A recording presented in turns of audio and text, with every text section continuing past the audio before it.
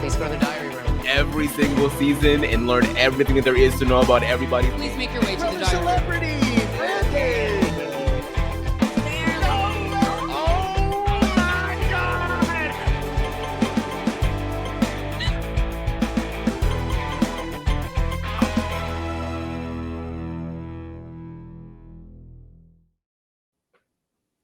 Welcome back, everybody. Welcome back to another episode of The Diary Room, a Big Brother podcast where we're trying to find the best player, the number one best player in Big Brother history. BBUS, BB Canada, Celeb, OTT. It's not really available to watch online, but it's in our hearts forever and ever. We're going to find the best player at some point, but right now we're getting through round one, closing in a little bit on the end. Not quite there yet. BB27 still coming soon. Be very patient. It's coming soon to the wheel. But for now, we're back for 6 more players to come up today. I am Matt here first, as always, with Aman. Aman, what's up? Yo. Nothing much. Still here, still kicking, still rocking, making our way through all of these matchups. And I'm praying for a good one this time around. Or good 3 ones, all 3 in a row. They're all going to be bangers. We definitely had a controversial matchup last time when we had this guy on, so we'll see what happens today. We're joined today by Ethan, aka Ethanimale. If you follow him on YouTube and all social media, Ethan, how are you? I'm doing good. Yeah, I'm definitely hoping. I feel like last time, no disrespect, we didn't get as many like heavy hitters per se. You know, our controversial matchup was like a first boot versus Cindy with an S. Mm-hmm. So I mean, that's part of ranking every single player. You got to get through everyone. And it is more fun talking about, like, I'm never going to talk about half the people we talked about last time. So it's a fun opportunity. And if we get 6 lower tier players, that's totally cool.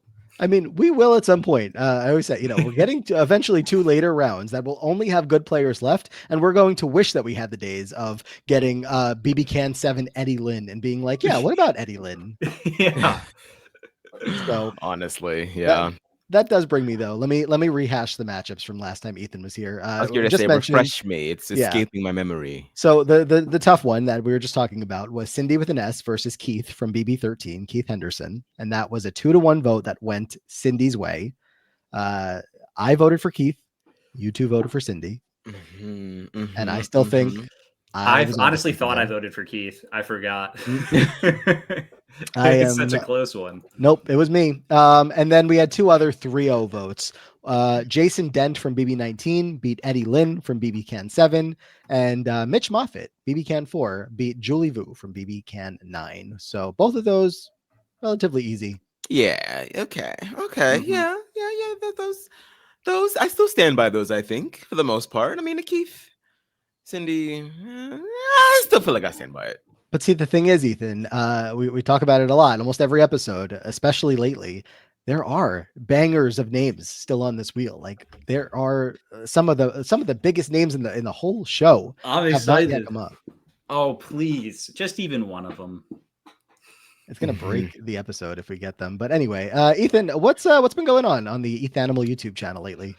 I mean, I've just been getting through the Big Brother 27 season. I'm this is, in advance, but I'm finishing up a series because, Big Brother loves their competition. So might as well embrace it. I'm ranking the top 50 challenge beasts across US history. That's exciting. So that was interesting. Like, I love numbers. It was really fun doing like all the math and like figuring out win percentages. It's not as fun putting it all together, but the research was fun.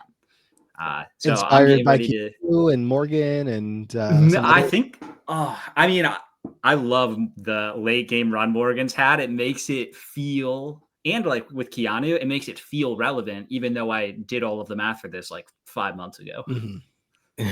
So it all comes together very nicely here. It's crazy. I mean, Amon, this whole summer, we've been keeping an eye on how important competitions are, especially these days. Some people in BB27 making it so much farther than they would have in another season. To go back to a bunch of these other compies that some of them we know, but, Ethan, you said you're doing the top 50. Yeah. There's going to be a lot of names in there that maybe don't come up immediately. Yeah, there's definitely a lot. I feel like I have a lot more trouble remembering specific compies from Big Brother as opposed to something like Survivor. I don't know if Survivor is just like a more inherently like physical show, so you tend to remember those types of wins a little bit more easily.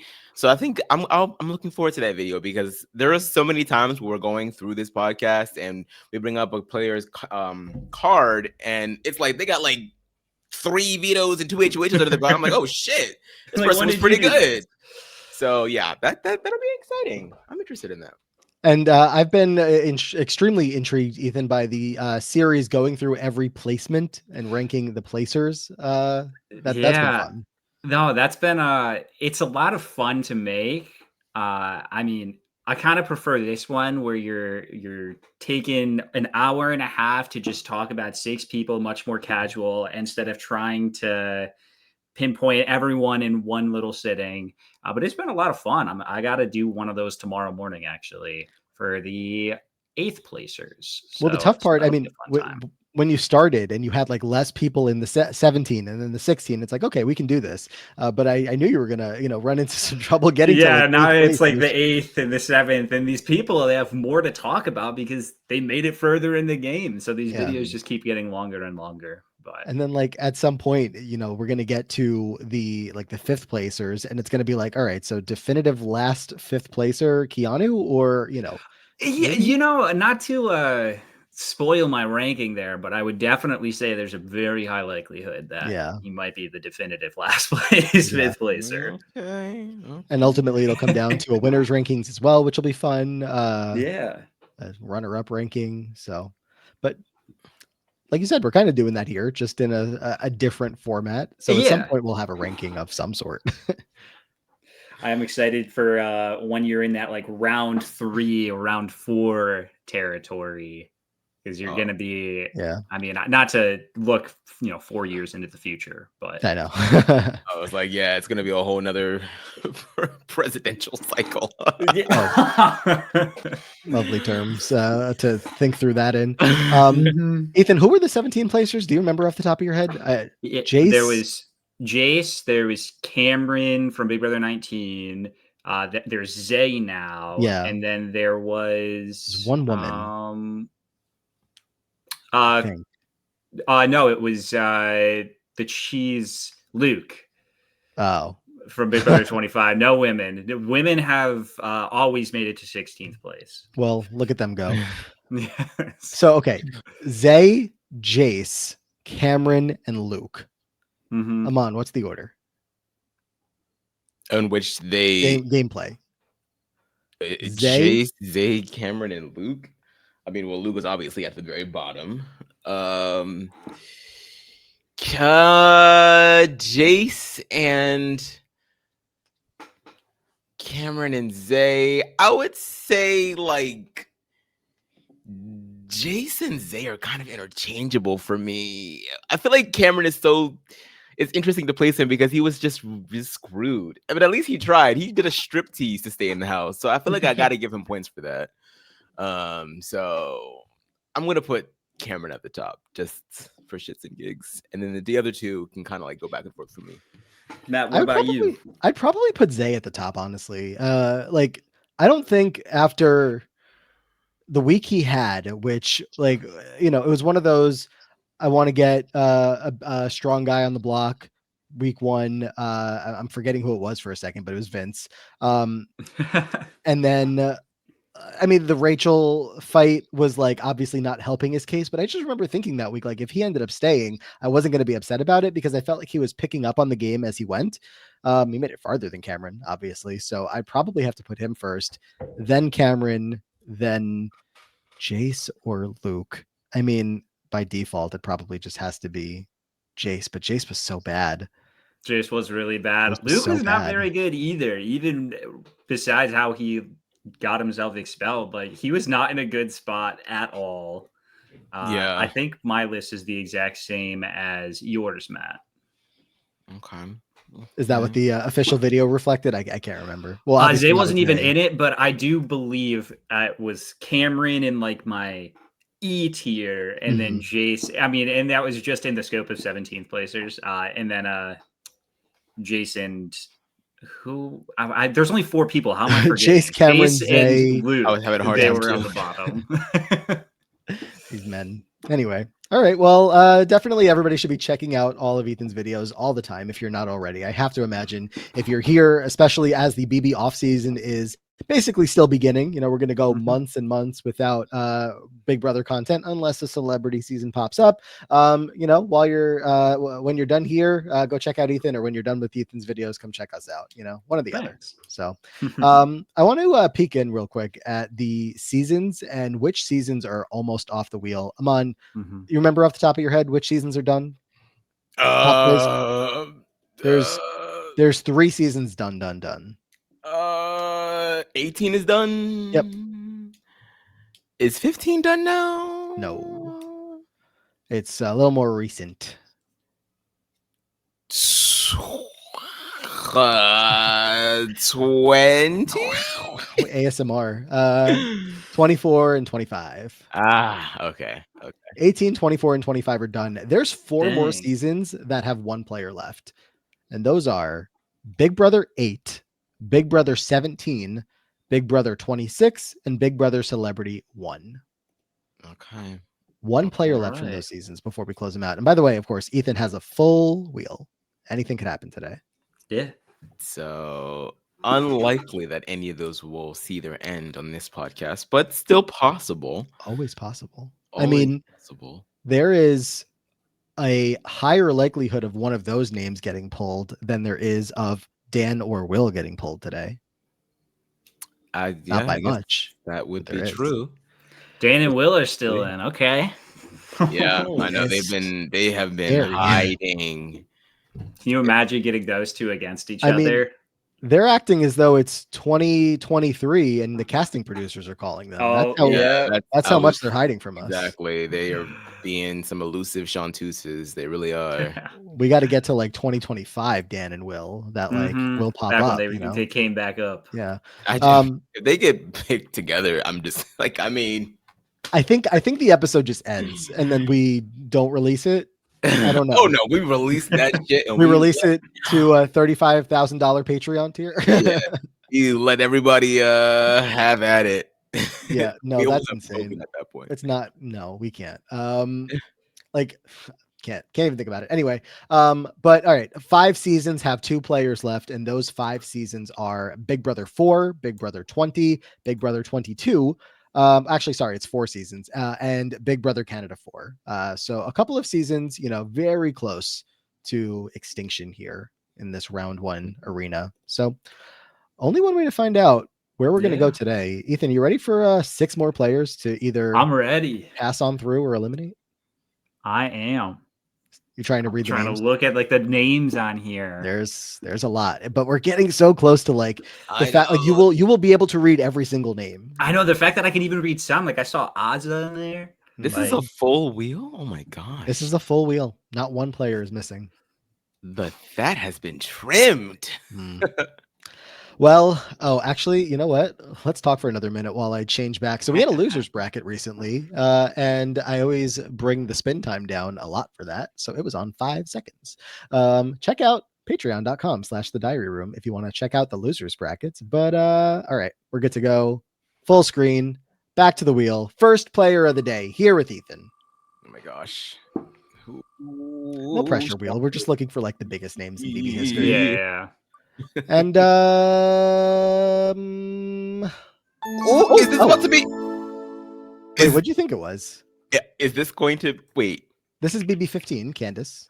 Right now, I realized that, but I couldn't remember if you said 15 was one of the 15 ones that is had not extinct yet. Okay. You have in your mind that 15 is like almost done. I don't know because it's like one of the seasons that we got a lot in the beginning. So every time we get more, like I feel like it's almost done. But I guess 15 as of before this spin had 3 players left. Now Candace has come up. Now it has 2 left. So we are very close. Yeah. Oh my gosh. I was like, what name are you looking at that you think it like almost was? No, Ovi. It was almost Ovi. It was almost Ovi. We have BB 15 to kick things off. Ethan, you wanted iconic Big Brother and you didn't get it. I mean, she's got her moments. Yeah, she's definitely I didn't mean her. I meant the season, but yes, lots to talk about with Candace. All right. Candace was known for being a target of many racially charged arguments and comments, chiefly started by Aaron and Gina Marie, the latter of whom also controversially made fun of her for being adopted. Candace refused to put up with the comments that were made against her and often fought with the other house guests. Despite being a target since week 1, she survived until week 6 when a unanimous 7-0 vote evicted her. She placed 11th. Amon, any chance you want to start with Candace, as the resident BB15 was my first season? I remember it all too well. Yeah. So Candace,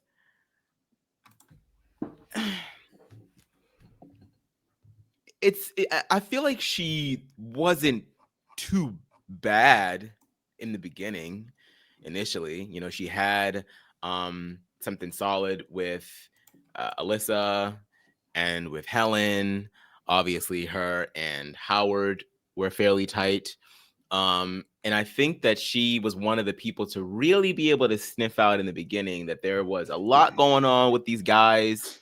Obviously, Helen and Alyssa were there to back her up, but I remember her sort of being like, she could tell that there was a larger structure outside of what was going on, especially when it came to that week where she wanted Helen to be a little bit more in her corner, and Helen was giving her a little bit of pushback. I was like, oh, she's like, oh, well, are you working with these guys then? Because that's not what we have on the agenda. Now, obviously, the big elephant in the room is like all of the bullshit that she had to deal with and how that really just hampered her game. And it her deciding that she wasn't going to put up with it anymore really put her in a position where she was just going to be combative out of self-defense, and it makes it really hard to focus on the game when you're literally under attack, like on a personal level. So it's sort of like hard to like judge her game fully because we don't really know what could happen without those elements there. But I remember her sort of being relatively decent in terms of like knowing the dynamics of the house. She just didn't really have solid foundation to really build off of. Yeah, of course, plenty of big moments. Most of them not things that I imagine she's looking back on with the fondest of memories. The mattress, her final moments being in the clown suit, right? Getting into it with Gina Marie. So the kind of things that it's hard to forget, as a Big Brother fan, that these moments happened. But it really, is not a fun watch in any way, shape, or form. You want drama on Big Brother, but you don't want drama with the reasons behind why a lot of this drama was happening and happening to her specifically, and the journey that she went on in that house, having to rely on Howard as like the only person that was able to slightly understand, or not slightly, but was able to understand what she was going through, where she was coming from, with the way that everybody was treating her, treating them. It was just not something you think you're signing up for when you're going into the Big Brother house. And of course, she handled it with grace as much as she was able to. But, how can you ever expect someone to not fight back when they are being pushed into a corner as much as she was? So, Ethan, quite the journey.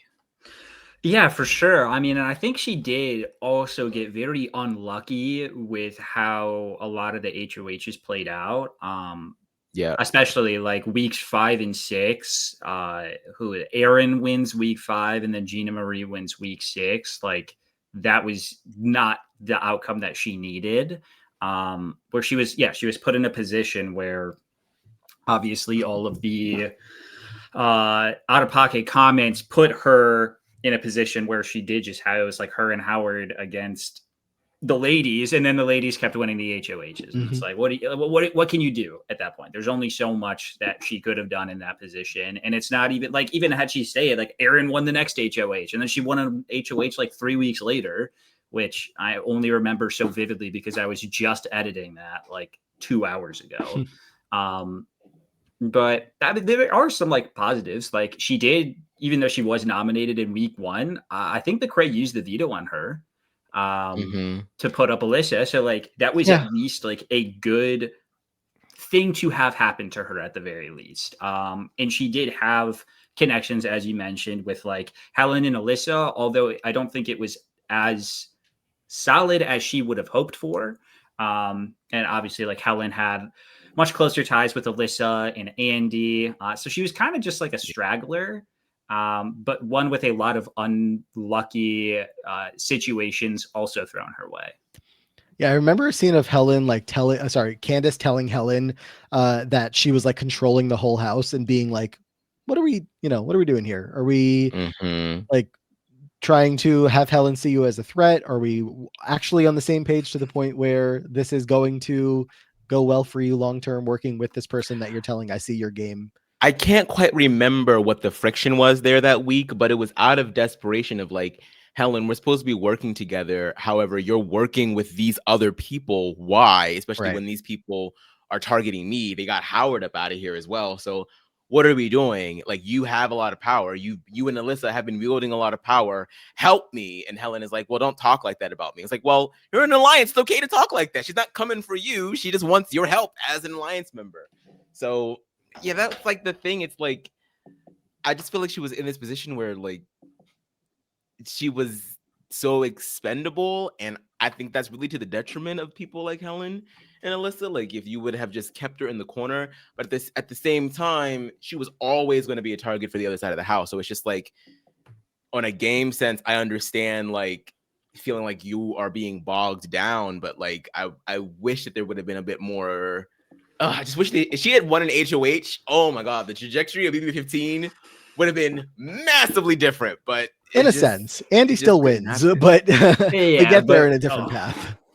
Maybe. I don't know. I don't know if Aaron and Gina Marie going out earlier necessarily means that Andy wins. Like I feel like there's definitely a world in which Alyssa and Helen take it to the end. So I don't know. So I wonder if like Alyssa becomes his new Gina Marie at a certain point, like thinking that he could beat Alyssa at the end. Because like wonder.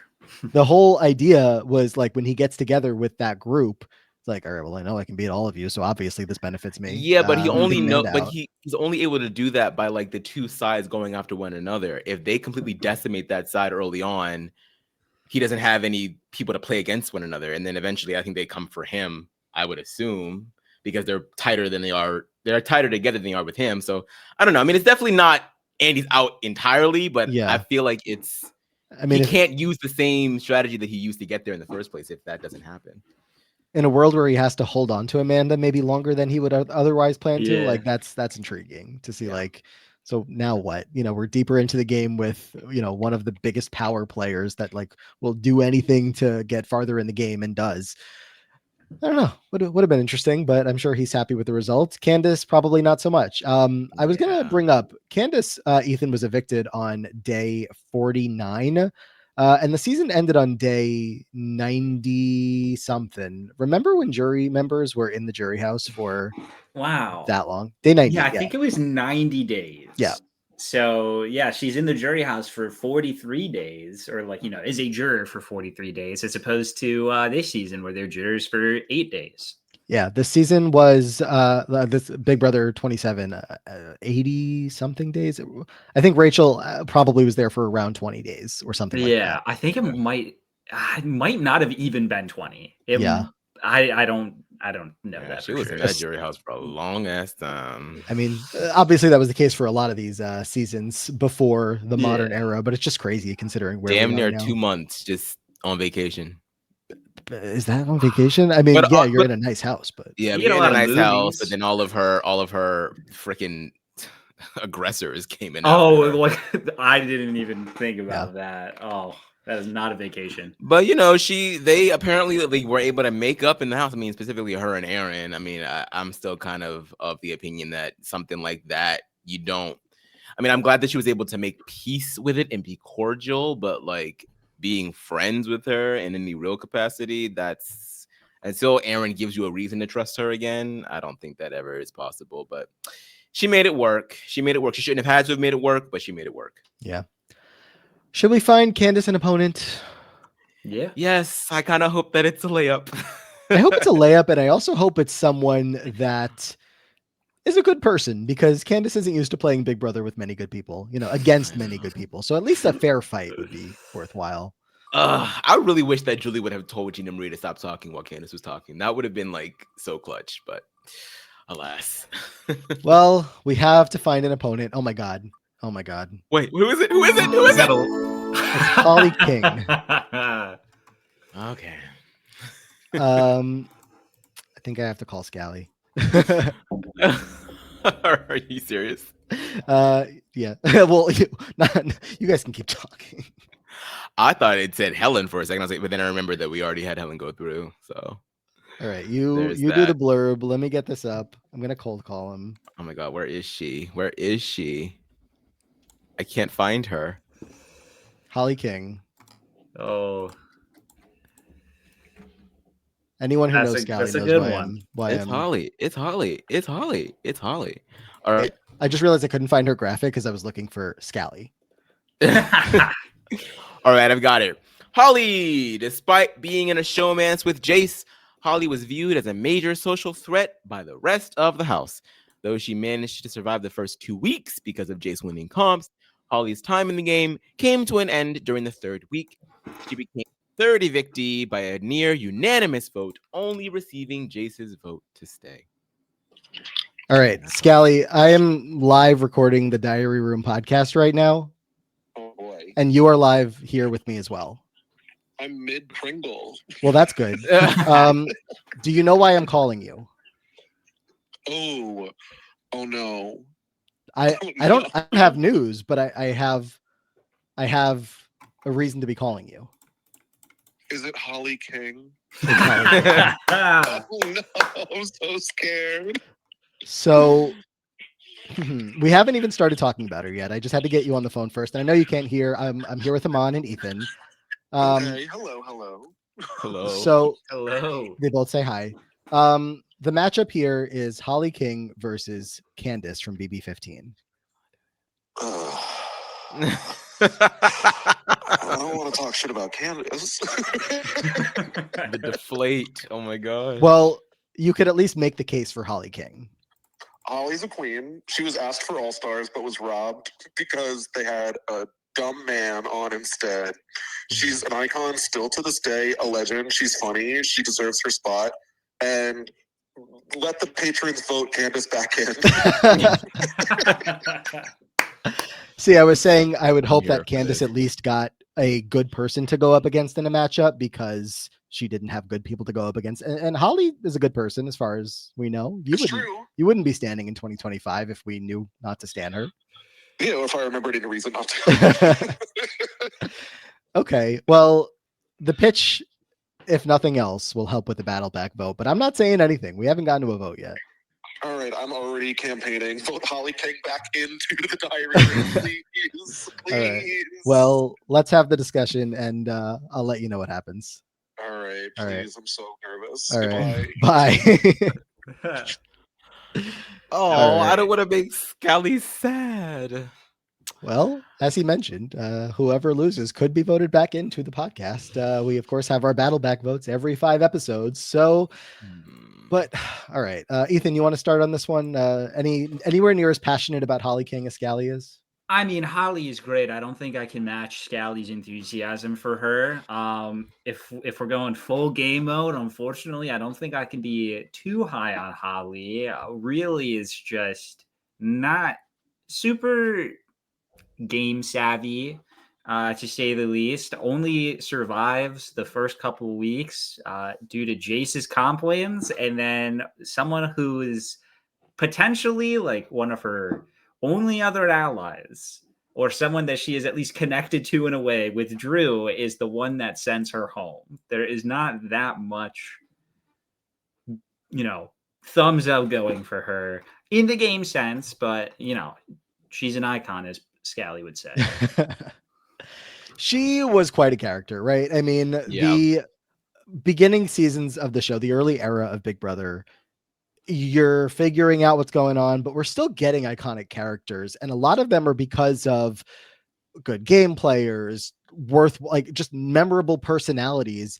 But this was like a first of a unique personality. I mean, I guess am I anywhere near being correct in saying she's close to almost what they had in an Amy BB3 of just such a unique person that I think I think that's personality wise, I fair. could definitely see They the just- comparison. they just like stand out so much because of who they are, right? Like that's just what's coming to mind immediately. Obviously, on the Holly end of things, little bit different. A little bit more of like the flirtatious vibe, of course, with Jace and all of that side of things. But yeah, it's tough to recall a whole lot of like good that happened for her from a game perspective. It really is big personality moments. She gets brought back a couple of times for like a random competition here or there. So she made her mark. That's hard to dispute. She definitely made her mark. And I mean, she, is kind of like an honorary member of the Four Horsemen. So like, I feel like a lot of people sort of think that her relationship with Jace was a bit of a hindrance for her game. And in some ways it was. But I also think, having proximity to power, we know that kind of strategy works well for some people. I think she was just her personality, her ditziness was just either lovable or grating. It was kind of like no in between. Yeah. And I Little bird, do you want your little food? oh God.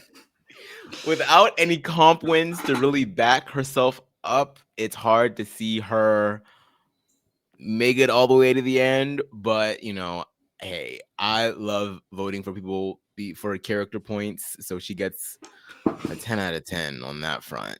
Yeah. Oh, She's in a tough matchup here, though. I'm looking through some of my notes about her. She, gets into a fight week 2. She gets into a fight week 3 before she goes. Always fighting. She fought with Diane about Diane being fake to her, which totally ruined her chances at getting enough votes. She was caught on the HOH cam kissing Jace. I mean, that was like the whole thing, right? The how close she was to Jace, and the Horseman, specifically Drew, and I guess Cowboy, wanting to separate them so that Jace's priority was not going to be her, it was going to be the Horseman. And when the power structure of the house is already out on you, besides your one guy, and the rest of the house doesn't love you at all, it was never going to work. Nobody loves you. It's crazy. Like, she, like, just looking at the game from like a top-down perspective, her position like should be one that's actually really good, where you're you're connected to an alliance that everyone knows about, but you're not like a part of that alliance. So in theory, you would be in the perfect spot where like the alliance and the other side of the house take shots at each other. Maybe you get put up next to Jace, but once, they obviously should vote out Jace over you, you're much less of a threat. And then you get looked over. But instead, it's the total opposite. And she has both sides coming for her. She's reaped none of the rewards. I can't imagine a world where even if it was Jace and Holly on the block and Jace goes because he's the bigger threat, where does Holly go next? Like there was no relationships built in with anyone else, as far as I can remember, that were like, oh, we want to keep Holly around. Like she would have just been an easy person to go after next, but still iconic. Yeah. Still a great personality for the beginning of Big Brother's lifespan.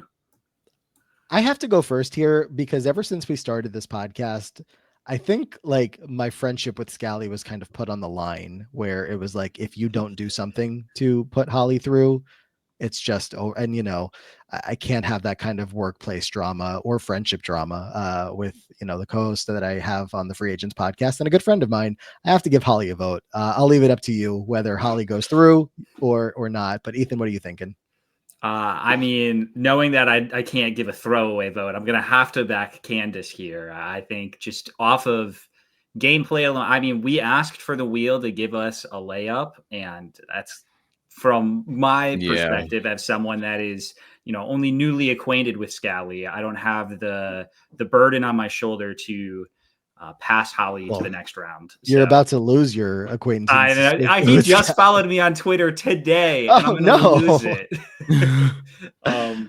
But yeah, so I'm going to have to vote for Candace here. When I tell him after the podcast which way this might go, it's he's gone. going to unfollow. All right, I'm on. Yeah. I'm sorry, Scally. I'm so sorry because I know what it feels like to you ride for your characters, you ride for your queens, and I get it.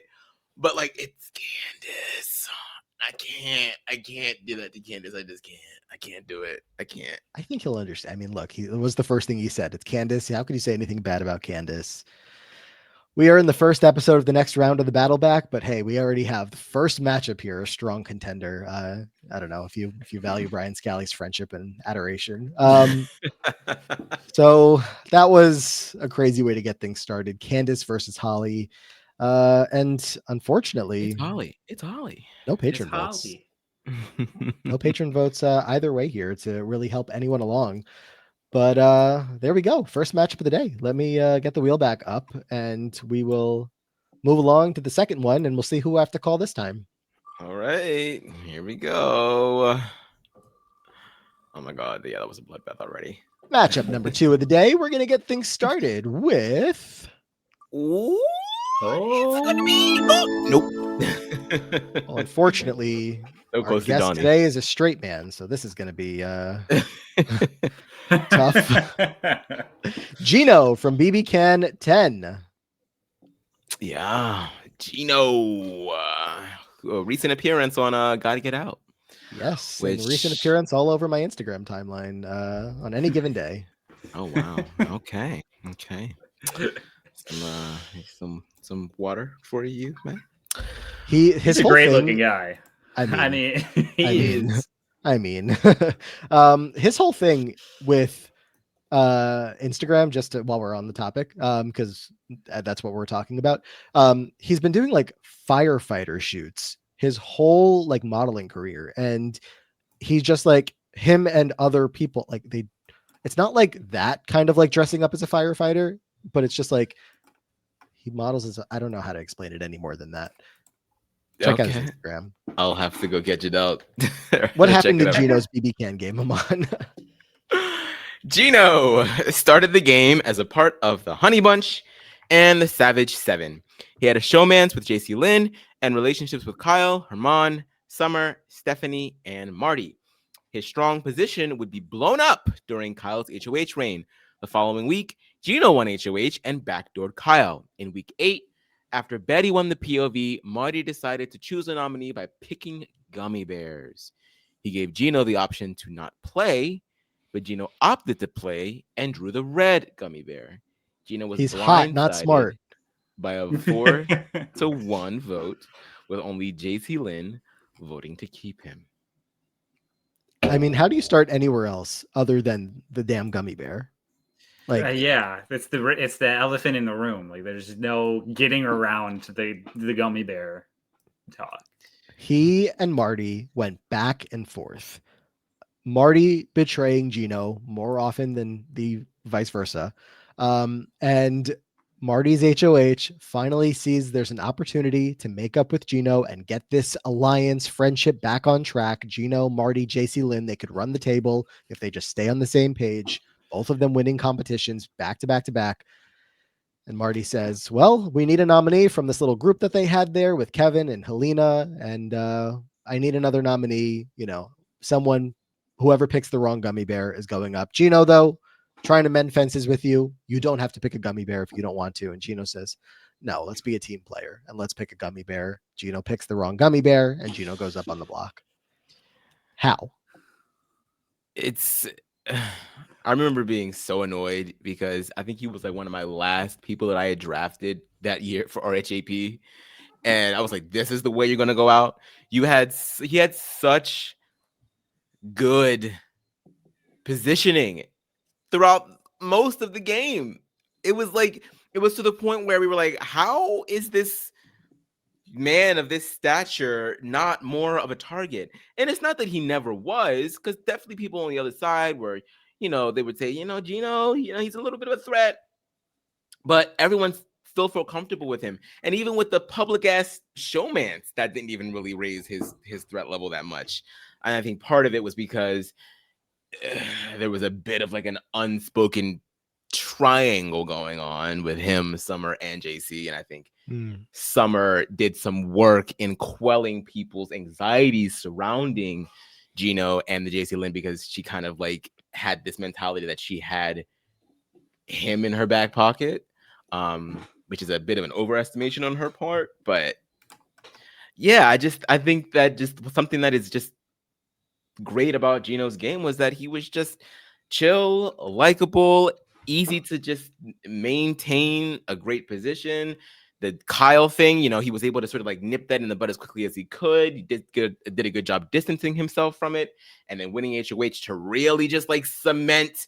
Yeah, let's get Kyle out of here. He's the house's enemy, not my enemy. So And like that whole thing, yeah, you do that move more often than not. At the time, like you're like, why would you put up your only ally? But everyone wanted that to happen, and it was so early on in the game that earns you a little bit of goodwill. I don't know if anyone disagrees on that. Like, it obviously, is like feel a free. weird spot because like I don't disagree with you, but it's also like it's tough because like I am just so against sending your ally home, even if it's what the house wants. It's like if the house wants it so much, like do it yourself. But also because everyone wants it, and by doing it yourself, you're like you do buy yourself a little bit of good favor. And I think especially because it's so early on, and because he is such a chill guy that gets along with a lot of people, like he doesn't struggle to find allies after Kyle's gone. Like he's got, half the house still like wanting to work with them, and he's got some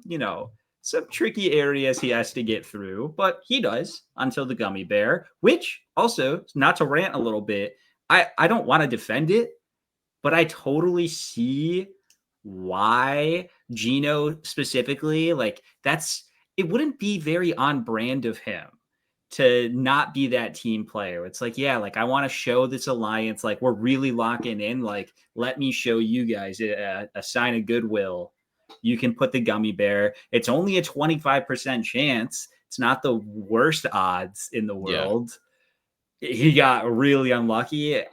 Well, he didn't get that unlucky. He did put it in himself. But like he got very unfortunate that his did get pulled. But I mean, it's still a terrible move, but I do want to give him a little bit of credence. Yeah, I mean, it's the kind of thing where if it went his way, and obviously if he didn't get pulled, it's like, all right, look at you. You made a good move, got some trust from people, but of course it doesn't. It's like Tyson in Blood versus Water with the rocks. Like he had like an idol or something, but instead he's like, nope, I'll go to rocks. It shows Jervis and Monica. He's with them. And it worked out for him, and he's highly regarded for that specific game. The Kyle situation, I think, is a little different for me than like a Matt Hoffman, not putting up Brenchel situation. Like Matt Hoffman wasn't going to get put on the block next to Brendan and Rachel by the power in the house because he was the power in the house. Gino was going to be on the block next to Kyle. And if Kyle wins a veto, then Gino, you're That's probably a great the next point best as well, target. yeah. So it's tough in that circumstance. And obviously it worked out, for going forward that people were not coming after Gino with Kyle out of the game. The target was a little bit lessened. So, but then he just had to deal with, his biggest enemy, AKA his number one ally, Marty.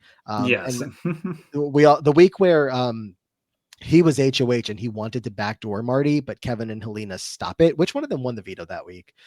Gino was HOH. Helena. Helena won the veto, and she did not use it to allow the backdoor to happen when that was what Gino wanted. And again, Kevin and Helena, using every possible tool in their belt to get the game to go in the exact direction that it made sense to. So not allowing Gino to get out his target and having that back and forth go on a little bit longer while getting Moose out. You can't script, or you can't write better gameplay than some of the stuff Kevin was doing in that house. I could praise it all day. Gino's such an interesting player.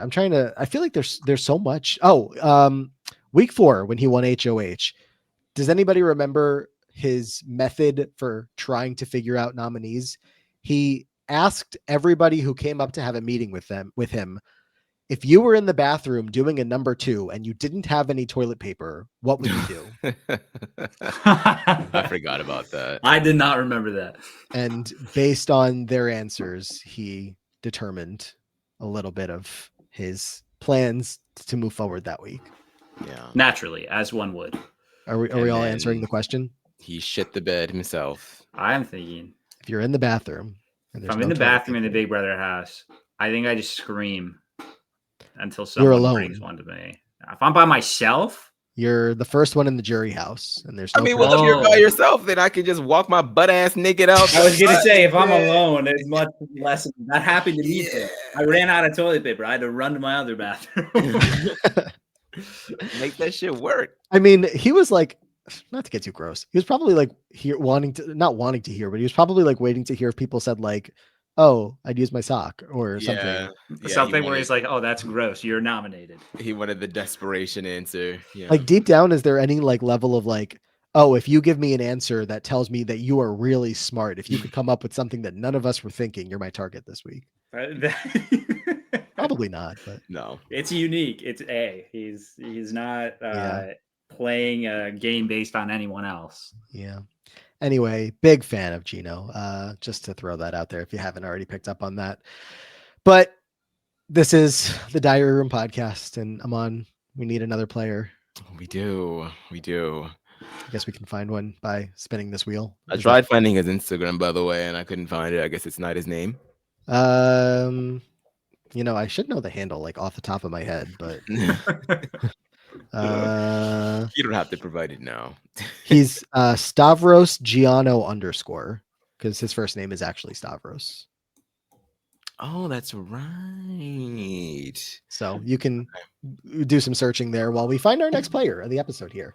Player number 4, come on down. Who wants to match up with Gino? Oh, fudge. Who is it? Oh, fudge. Diane. That's a bit of a tougher one. Back to Big Brother 5. From Holly to Diane. Okay. All right, well, luckily there's other places to find Gino than Big Brother. Yeah. Okay, well, I mean, hey. Diane. Through BB5, she was known for her showmance with Drew, as well as being a member of the powerful Pinky Swear Alliance. Once the alliance crumbled, after Natalie and Adria turned on the alliance and were evicted back-to-back, she aligned with Drew and his ally Cowboy. Ending up in Final 3 together. After losing the final HOH, she was evicted by Drew in 3rd place. On BB7, Diane began the game placed in a bad position due to the Sovereign Six's 4-week-long power run. After losing allies Nokomis and Jace, Janelle put a backdoor plan in place to evict Diane. Despite this move angering the majority, Janelle went through with the plan, and Diane was evicted by a vote of 7-1, placing 11th. Ethan, I am officially marking this episode as goal accomplished. We got a big player. Yeah. No, we definitely got like one of those top tier players we were hoping for. Diane. I mean, it's a good. I mean, it goes with Holly. Like we already kind of had the little prelude to the season. Mm-hmm. Diane's great. I mean, not the first, but like one of like the biggest final 3 cuts that had happened up to that point. Where is it not the biggest so far? I mean, it's got to be I just said it like one of the biggest because I was only thinking of like 3rd place boost, and it was like Monica and Jason Guy and Robert, but because it's like not much on Robert. I mean, I guess like, you know, you can certainly say Monica, BB2, great social game, could have been a great winner, would have been a great winner. Jason Guy, same thing, would have been a great winner, but we still had 2 very worthy contenders in the end. Season 4, 3rd place is Robert. You know, what do you do? Whatever. But this is like, you know, there's 2 people out of the final 3 that could win the game, deserve to win the game. And if one cuts the other, it's that kind of thing. Like whoever cuts the other could win the game. And we're going to see that for many future seasons. Yeah. It's crazy. Yeah. I mean, I remember, you know, feeling the heartbreak through the screen whenever Drew went ahead and said, yeah, bye-bye, girl. Because I mean, she had fought so hard and so long throughout that entire season. Truly an underdog performance there, and it was kind of interesting to see her come back again because she didn't really seem to have that same spark that she had in the beginning. Obviously, BB7 is an entirely different animal, But I think the thing that remains true about her is just this loud, fiery personality, just easily rootable, and just willing to get her hands dirty. I think is like what speaks the most about her for me. Yeah, she is. I mean, her reputation, we're going to see this with a lot of All-Stars that come back in All-Star seasons. Her reputation does not help her in Big Brother 7 to the point where when you're looking around for allies, and of course, all the pre-gaming that was going on there, it just, the majority, I guess, of the pre-gaming didn't seem to include her. I guess I should say the pre-gaming that worked out obviously didn't include her. She's gone from like this group of early threats last after Nokomis and Jace and Allison, but it still was kind of inevitable that it was going to end up this way, where even though she is kind of making some progress and making some connections with some of the people, I don't remember exactly who, I remember it working, but I can't remember who on, but never to the point where it was like, okay, these people are actually going to stick their necks out to then save her in the game, when you had your Janelles that were so adamant that Diane could never, go very far. And speaking specifically about All-Stars, because we know the story of BB5. Like, it's just impressive the entire way through, to the point where she is incredibly robbed again at the final 3. Yeah. I do know that Diane and Janelle did have some beef before All-Stars that I don't know if it's been confirmed, but like I've always seen it as something that also played into, because I mean, Diane did go home on Janelle's HOH. And yeah, they didn't really see eye to eye at all during that season. I mean, that's just the way it goes. Season 6 was unstoppable. She was never in the house when anyone else was in power. So our season 7 game definitely maybe left a little bit, left me wanting a little more. But if I ever want any more, I can just go watch Big Brother 5 again, because that's really like where we see her dynamic play shine, and her, like she puts her money where her mouth is. She goes toe to toe with Jace for 9 hours in the endurance comp and beats him. God. She looks at her position at like she's in a perfect spot at the final 5, kind of being like in the middle of 2 duos where she is the one choosing like which duo is gonna win this game, especially once she wins that final 5 veto. And unfortunately, if we want to potentially believe in the fact that Drew changed his mind last second to evict her because she had some wine and started counting out jury votes to Drew, I don't know if I 100% believe that like that's exactly what did it. I think Drew's already thinking about it, but she's a great player and would have been another great winner from Big Brother's early eras. Yeah, I want to like dive deep into like the whatever feed recaps exist from back then to like really get some of that info for ourselves. Like, we need the live feed updates of Big Brother 5. Like, come on, yeah, Taryn, 7-year-old Taryn, what are you doing? Go back. Not recording these podcasts. I mean, do either of you feel like she made the wrong decision at Final 5? Because on just like a quick, me answering my own question here, I kind of feel like no. She knew that Karen and Nokomis were closer to each other than they were with her, and she knew that she felt like she had Drew under her thumb. So even, though Drew is close to Cowboy as well, you take out one of this pair that you feel like you can't break up while you feel like you have influence over Drew. Ultimately, she just didn't. I feel like I agree. Yeah. I think there's no other way to go there. And there's no way to know what's going to end up happening when it does happen with Drew. So yeah, I think that's definitely the move for sure. I think we'll have more time in the future to talk about Diane, but we can confirm that with a vote. Gino, Big Brother Canada 10. Diane Henry, Big Brother legend. Yeah, well, we're gonna be putting out Gino's fire for him because that's okay. Hey, there's the redemption round again. Not looking good. Got to get out of here, baby. Gonna be we're gonna have to get Scally on the losers bracket just to make our final pitches, and it's gonna be a whole long pitch for Holly King and a little bit of a pitch for Gino. Damn, now Gino is up against damn. Oh, who knows? They could go. We haven't officially voted. Ethan, what's your vote? I'm gonna vote for Diane here. All right.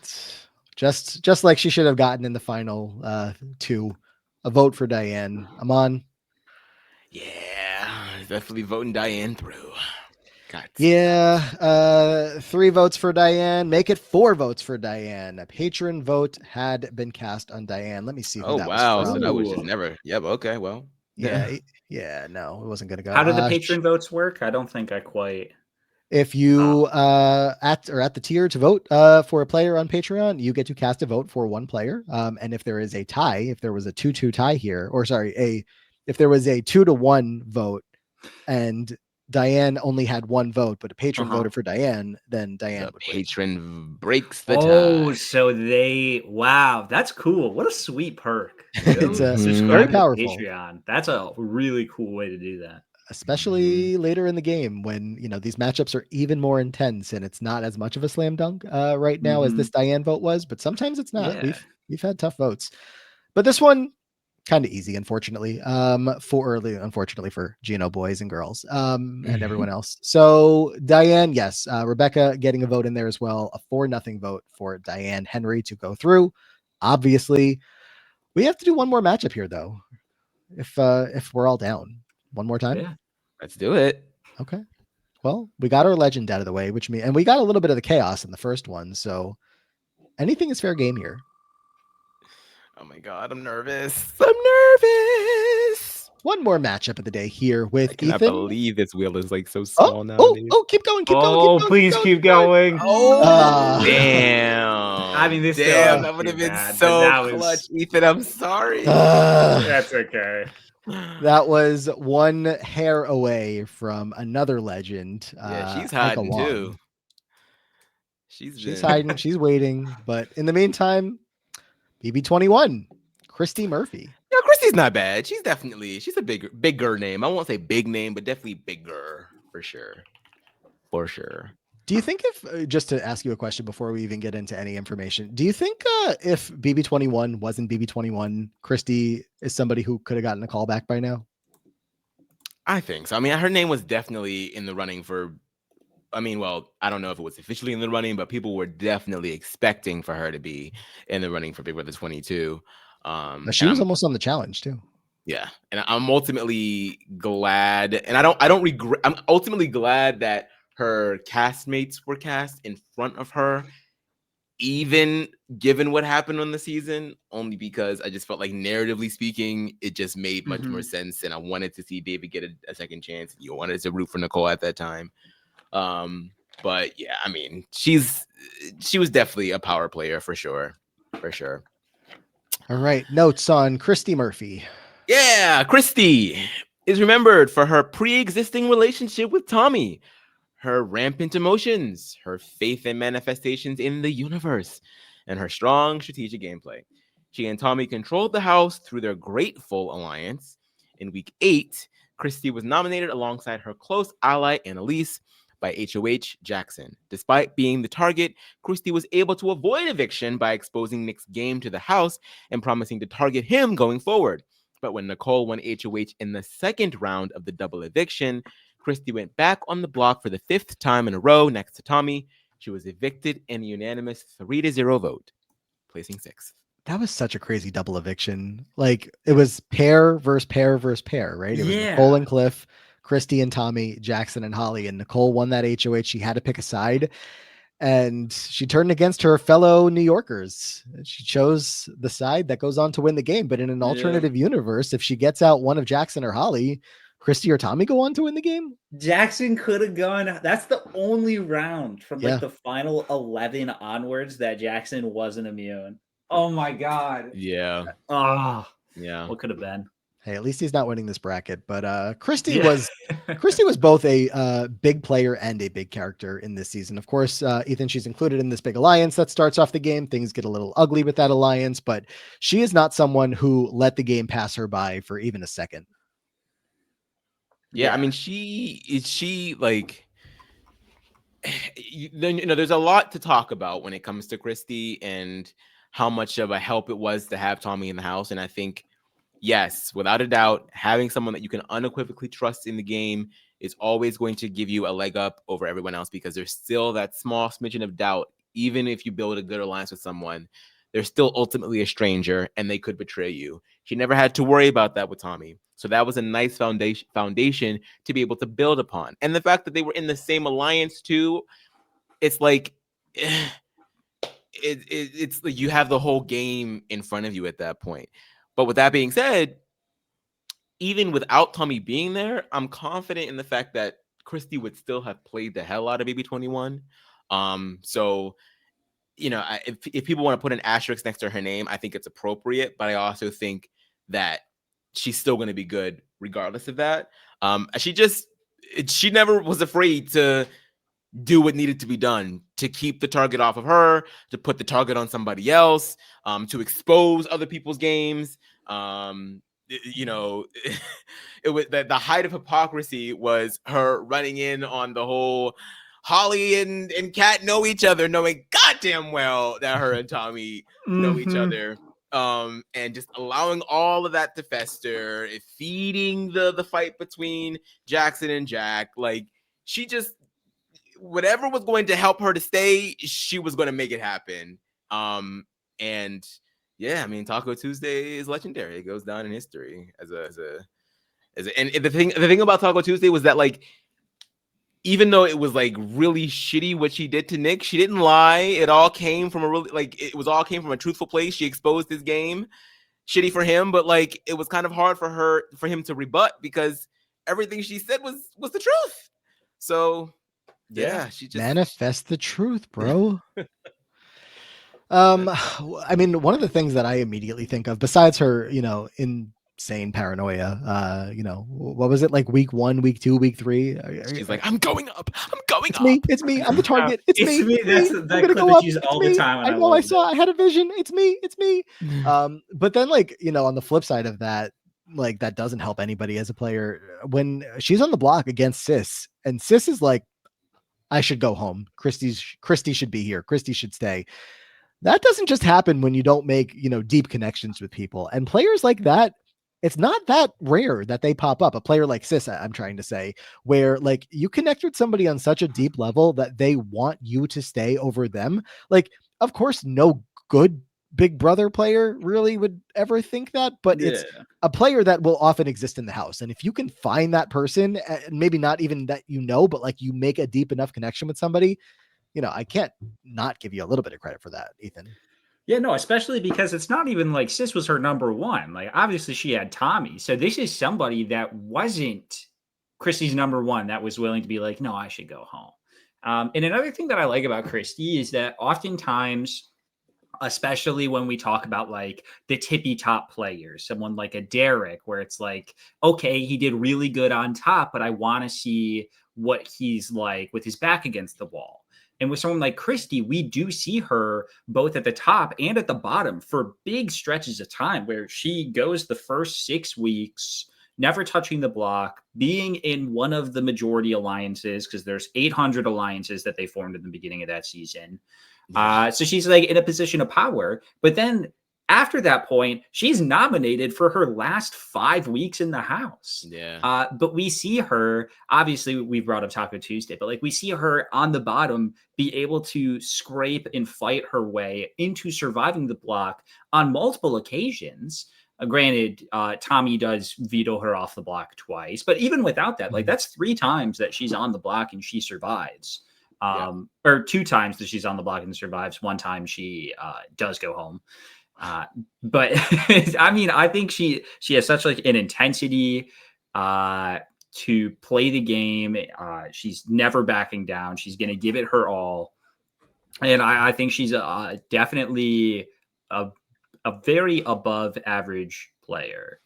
Yeah, I think that's a good point. Like the intensity of it all, I think, was something that she really used to her advantage. And I think, being forced into survival mode really allows you to play from a different place than other people are. I think, when people get put on the block for the first time, there's a bit of a deer in headlights effect where you don't necessarily know exactly how to respond. You don't know who's coming for you, who to trust.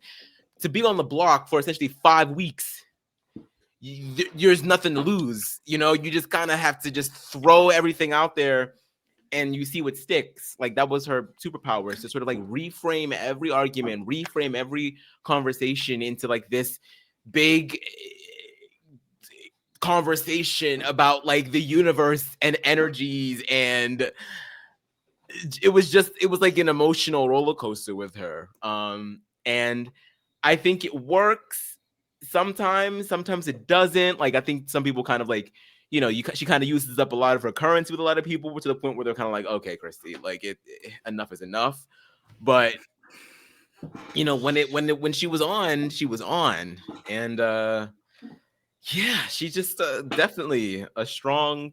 She wore a lot of player. people down, you know, with the way that her Yes. game, with the way that she gamed, I guess. And you know, it wasn't always working. Obviously, you know, your Jackson Mickeys, Even with Annalise.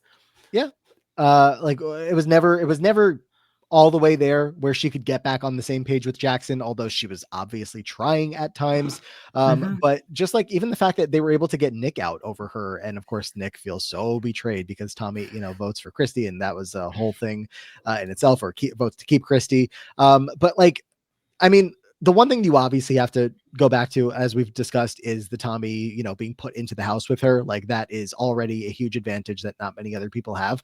But it's not the first time, it's not the last time that kind of thing is going to happen. And, you know, you also have to go a decent ways through the game without telling people about it. And they did. Did Tommy eventually tell people while he was still in the house? I feel like he did, right? There was a wall yeller, I believe, at yeah. the final 5. And then like the show portrayed it. Like at that point, Tommy, I think, said something. Yeah. I think it was around that time. Yeah. But yeah, I think I remember the video of somebody like with they brought like a big ass loud speaker, just broadcasting her confessional, talking about Tommy, and they know each other. It's just, it might have been before the final 5, but yeah, it was. I think he definitely came clean by the time he got to Jerry to let her know. You can always look at me and see home. What? That's a scene that lasts the That's a test of great time scene for one of the better from that season. Yeah, not low bar. Yeah. All right, let's find Christy an opponent for the last player. The last of the player. day here I'm today. happy with every player we've gotten so far. Okay, well, that's probably I gonna know. stop. I now should have that you threw waited that out there. 60 seconds. Really? All right. Well, the last person up for the day here, up against Christy, is going to be. I can't read it. What does it say? BBCam 3, Risha. Okay. Save the best for last. And we've had quite a BBCam 3 streak here. Ethan, in a recent episode, BBCam 3 came up for the first time in a long time. And in that episode, we had Zach was the first name that got pulled. And we said, oh, Zach, you know, he'll probably go through. And then Zach got pulled against Kevin Martin. That's a crazy coincidence. Did not work out for Zach. And then we had a matchup that was, I'm trying to think who she lost to. Well, Ashley Wood came up in the next matchup.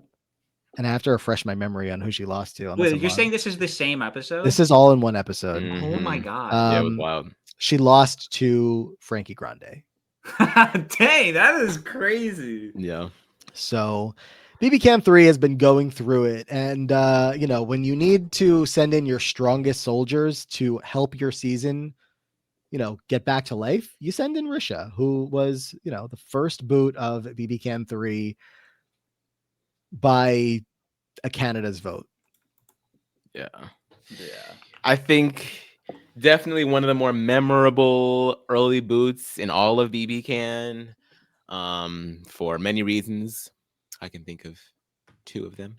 Oh my gosh. I mean, come on. Where are you, Kevin Martin, in the confessional where he was like, you remember that confessional? He said, I'm not going to do it, but you know what he said. Even me with my queer ass, like, I mean, look, the girl, listen, blessed, okay? Like, and that's okay. And she knew it. And she knew it. She used them to her advantage. Or at least she tried to. She tried, and I thought it was going to work for a minute. You it know? almost did. She had Kevin and maybe some of the other guys that we didn't see given that confessional, Yeah. paying attention. Look, I mean, if anything, she also serves as a big flashpoint for the conversation about how much production should influence the game, right? So I think, given the hand that she had, when you got to think fast, that's sort of where you kind of land. There aren't relationships to really use at that point. All you can really go by is first impressions. And and that's the risk that you run. You either attract people with your feminine wiles, or you turn them off because they think that you're some kind of floozy. I don't know, but she was put in a really, really rough position, so I don't envy her. I really don't. Do we have any notes? Is there a whole lot from the Wikia, Aman? I forgot I didn't even. After only being in the house for a few minutes, Risha was nominated based off of the other house guest's impression of her. Because it was Canada's vote to evict, it was revealed that Pilar had been saved and that she had been evicted, placing 16th. That's it. She showed back up in a couple episodes for a battle back that was her versus Cindy versus Johnny versus Neha. And Cindy, of course, wins her way back into the house. It was an endurance comp, hanging on a rope that Risha was never going to have a chance on. Not only does she, get screwed by the way of being the oldest house guest, which doesn't often go well. There's exceptions, Karen Singdeals of the world that will make it deep, but also stood out. She was so tall. She was towering over the rest of them. She stood out right away. Ethan really didn't stand a chance. No, and it's I feel terrible because she really just gets screwed in every way, where it's boom, instant, everyone has to nominate someone, and she's just someone that stands out compared to everyone else. So it's really easy for people to just nominate her. She's on the block, and then it's a Canada's vote. Granted, I would feel a lot worse had it not seemed like she was going to go home anyways in a vote. But imagine if she had gotten the votes to stay and then she's just evicted because of Canada. That would have been a true robbery. Mm-hmm. But even as it is, she's dealt a worse hand than most first boots get, because you usually have an HOH competition or a time to really get your roots in there, and not just 5 minutes after you walk into the house. Yeah.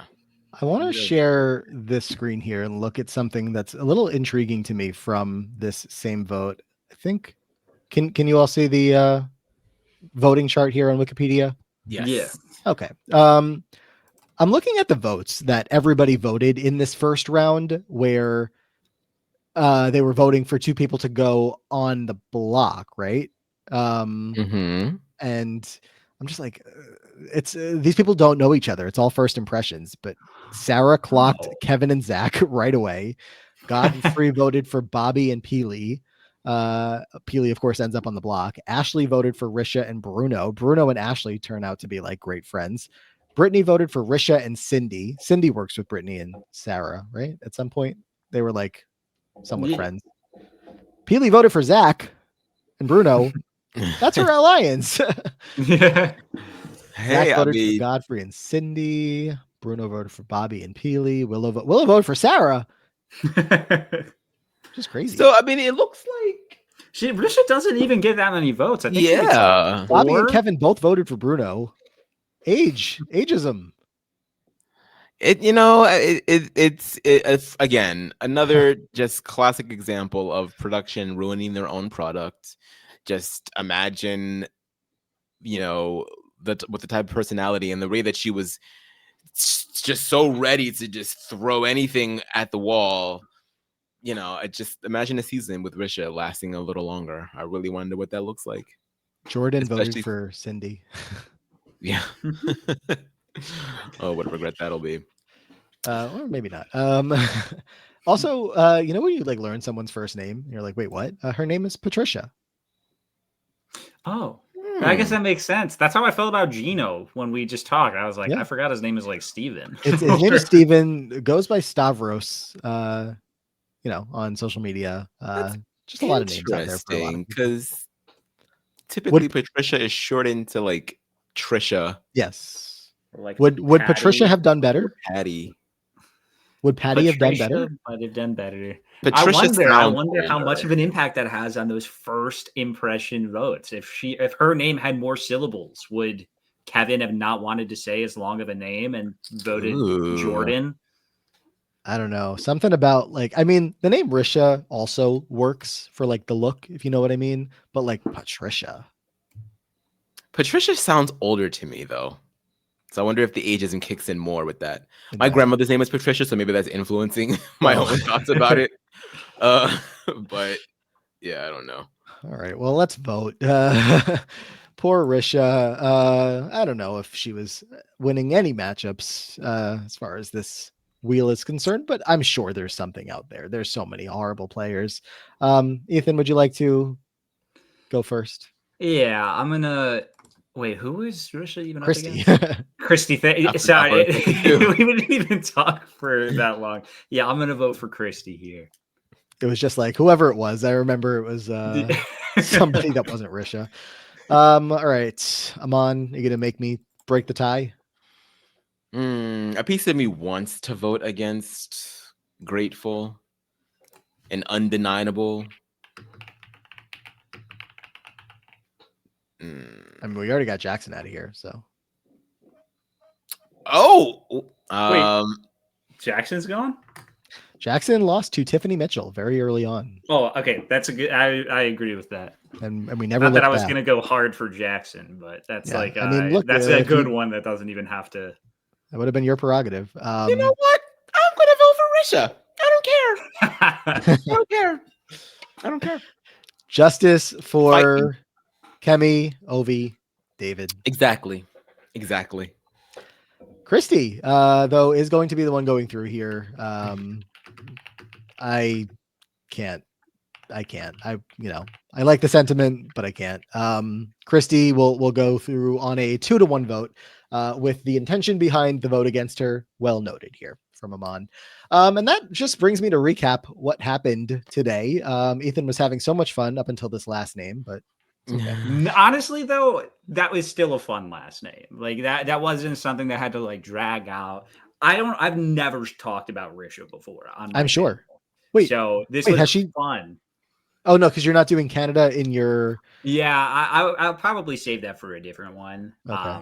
But yeah, so she hasn't been on any of like my little podcast talks or anything. So. Can you go back in through like when you're done and then like take the rankings you had and like insert the Canadians? That would actually be That's my formal I could do request. that. I've saved all of my tier lists as well, so that would definitely be fun to go back and do that. I'll be watching. So we don't have to really spend too much time on this, but I think it's pretty fun to just get our live reaction to what just happened on BB27. By now, obviously, as you guys are all hearing this, it will have been old news, but we just found out that Ethan just let us know that Keanu has been evicted, and we do have a new HOH at this point that is at the Final Four in BB27. I don't know who it is yet. Do you want to know? I do, even though this time capsule situation is probably alarming for all of you at home, but sure. You can tell him, Ethan. Well, it's probably who you think would have won the HOH. Well, Morgan. It's Morgan. Okay. Morgan confirmed gonna make it to the finale. Yes. Yep. I was, with the way you guys were talking, I was like, Ava won the HOH. No, sorry. It didn't mean to like freak you out or anything. All right. Well, curtain has been pulled back. We are recording 3 weeks ahead right now. But hey, we are missing some weeks, and so we had to get these in the bank for you all. So here's live reactions to almost the finale of Big Brother 27. Aman, what else? Yeah, I mean, it's now because I logged in on Twitter today and everyone was like, "Get him out of there! Keanu needs to go right now!" And I'm like, "Oh my god!" Like ravenous people. Jesus, I hope everyone is satiated now. Well, it's not that. It wasn't about Keanu. It was about having the eviction take place. Because again, to put you all listening in a time and place, the whole weekend has gone by at this point, and we're waiting for the eviction to happen. And it just hadn't happened yet, even though he's been spiritually evicted for 2 days now. So yeah. that's the vibe we're in right now. So look, hopefully you all did enjoy the finale. Again, the 27 cast will be here soon, but we have to then see the finale first in order to put them on, and sit with it for a couple of days. Yeah. So that's good. Another step closer to, as Ethan has in his lower third, Morgan Rousseau, maybe winning the game, maybe not. Christy Murphy goes through to the next round from Big Brother 21 over BB Can 3's Risha. We lost a second player from BB Can earlier. From BB Can 10, Gino was evicted here. He pulled the gummy bear again, and he was sent packing again in favor of Big Brother US All-Star Diane Henry. And earlier in the night, we broke Brian Scally's heart by evicting Holly King. He has a Holly King emote on his Twitch channel, and he has for years since he started streaming. You guys are awesome. mean. Oh, can't believe you would do that to him. I'm sorry, Scally. If it were Ethan's new anybody friend else. Scally, and broke his heart like that. I understand. I have a Josh Martinez emote on Twitch. So You should. I'm surprised Scally doesn't, because that's one of his faves too. But he also might still be blocked by Josh. But that's another story for another day. Holly King was eliminated here today in favor of BB15's Candace. BB15 and BB21 both did jump from 3 players left to 2 players left. So getting closer to those being off the wheel here in round 1. Ethan, again, Diane was the big name of the day, but otherwise I'm glad you seem satisfied here today. It was definitely a better group. No, definitely. I mean, not to say that last time was like a disappointment in who we got, but this time, like, I felt spoiled. I was eating my dinner. You gave me dessert afterwards. It was just so many good names to talk about. It was a great time. So I'm good too. I'm on satisfied today. Yeah, it was good. I think we had a lot of interesting conversations, some cool walks down memory lane for some of these people. So yeah, I think this was definitely a solid one. Definitely. Ethan, where can anybody find you online, YouTube, Patreon, all that stuff if they are not already? How could you not already be? Yeah, you can find me on YouTube and Patreon at Ethanimale. You're coming at the wrong time, because I have like a large quantity of videos that come out during the Big Brother season, but during the off season is when I like to spend time on my longer videos where I detail the stories of typically past winners. But this year I'm getting into some off or non-winners. So hopefully, as my name suggests down here with Morgan Rousseau, I will have a Vanessa video coming out. And if Morgan wins the season, which you all know at this point, could be getting a Morgan video too. So that's what I got in store. I mean, there's going to be a lot of good in a potential Morgan winner video, because there was so much, but like just so much of it being recapping the Vorgan hours of it all is just. I need the win to happen. Morgan was upstairs in the HOH room. Yeah. And next week, the exact same thing. So when she comes up, when anybody from this cast comes up, and they're going to come up soon, where the fun part about adding a cast in when there's so few people left on the wheel is we're going to be getting straight into, we're not going to be waiting like a year, to get to some of these players. They're going to be coming up in the next couple of weeks and months. I will say, I do think we're about 2 episodes away from them getting added, 1 more episode without them, and then blah, blah, blah, blah, blah. So soon. How big of an audience does Morgan have on her Twitch? Does anybody know that? Like, is she like she's like 200 subs, so probably around like 200 to 500 viewers, maybe. Okay, that's not bad. Have you seen any clips from Morgan's Twitch, Amon? I keep seeing people inserting her into other things, but I don't know the meme of it. I don't know what the joke is. I don't know what she's saying. I just keep seeing it. She's got some great clips. Okay, I'll have to go and digest those. The thing, of course, for Amon has been this season, he's been very busy and hasn't been able to absorb like all of the BB27 content. But I've noticed. Yeah. There's he just left us for a whole summer. I passed my entrance exam today. A little time jump as well. Hey, congrats. I got an 86 on it. So like I did 1 step closer to actually starting my program. So that's why I haven't been here, guys, because I've been trying to level up in other areas of my life. But I promise I'm still here. All that is to say, though, specifically, you got to catch up on some of the slop episodes, and you'll see some of the Morgan clips. Rob and Chappelle have had a lot of fun. Is she like chewing people out? Is she raging as a gamer? Is she a rage gamer? No. Well, yes. And just a little bit of like, she'll talk to you at home, the camera, and talk about what she likes and what she doesn't like, and maybe things that she'll share with Vince when they get out of the house, that kind of stuff. Oh. Oh, yeah. Interesting. She likes a man with ass. I'll tell She you that. does. Okay, I need to catch this shit. Oh my god.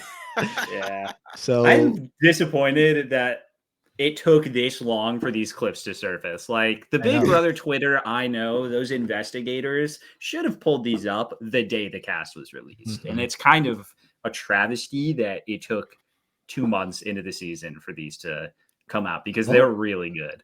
At this point in time, Morgan's back in the real world, probably soon to be back on Twitch, if not already, and we'll get plenty more.